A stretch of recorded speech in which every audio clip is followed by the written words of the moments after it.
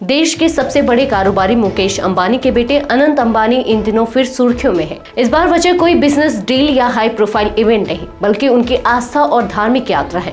अनंत अंबानी पैदल यात्रा पर निकले हैं और जामनगर से द्वारकाधीश जगत मंदिर तक 140 किलोमीटर की दूरी पूरी कर रहे हैं।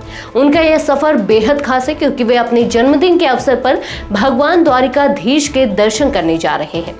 नमस्कार, मैं हूं विजयश्री और आप देख रहे हैं यूपी न्यूज।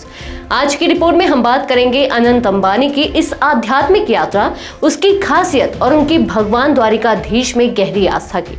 यह यात्रा सिर्फ एक आस्थावान व्यक्ति की भक्ति का प्रतीक ही नहीं, बल्कि यह भी दिखाती है कि किस तरह भक्ति और भव्यता साथ साथ चल सकते हैं। अनंत अंबानी की पद यात्रा जामनगर से शुरू हुई और इसका दूसरा दिन शनिवार को पूरा हुआ।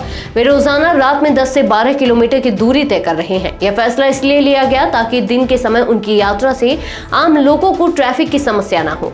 उनके साथ बड़ी संख्या में सुरक्षा कर्मियों और सहयोगियों का काफिला भी चल रहा है, जो इस यात्रा को व्यवस्थित और सुरक्षित बनाए हुए है। इस यात्रा में अनंत अंबानी अकेले नहीं हैं, उनके दोस्त, करीबी लोग और सैकड़ों ब्राह्मण भी इस यात्रा में शामिल हुए हैं। पूरे रास्ते में जय द्वारकाधीश के नारों और भजनों की गूंज सुनाई दे रही है। जहां जहां से यह यात्रा गुजर रही है, वहां अनंत अंबानी को देखने के लिए भारी भीड़ इकट्ठा हो रही है। लोग उनके साथ सेल्फी लेने की कोशिश कर रहे हैं और इस ऐतिहासिक यात्रा का हिस्सा बनने के लिए उत्साहित नजर आ रहे हैं।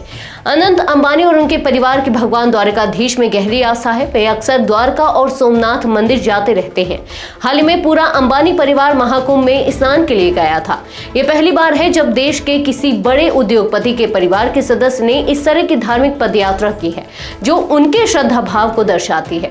अनंत अंबानी का नाम पिछले कुछ समय से वन्यजीव संरक्षण और उनके प्रोजेक्ट वनतारा को लेकर भी चर्चा में रहा है। इसके अलावा पिछले साल उनकी शादी राधिका मर्चेंट से हुई थी, जिसके भव्य प्री वेडिंग समारोह ने दुनिया भर का ध्यान खींचा था।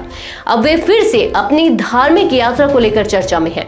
इस यात्रा का समापन 10 अप्रैल को द्वारकाधीश मंदिर में होगा, जहां अनंत अंबानी अपना जन्मदिन मनाएंगे। उनकी इस यात्रा ने एक बार फिर साबित कर दिया कि भक्ति किसी पद या प्रतिष्ठा की मोहताज नहीं होती।